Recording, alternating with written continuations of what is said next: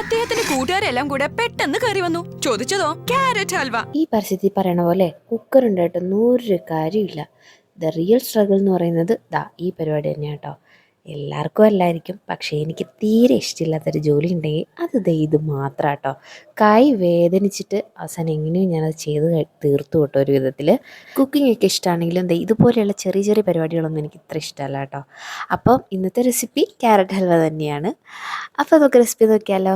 അതിന് വേണ്ടിയിട്ട് ഒരു പാൻ വെച്ച് ചൂടാകുമ്പോൾ അതിലേക്ക് കുറച്ച് നെയ്യ് ഒഴിച്ചു കൊടുത്തിട്ടുണ്ട്.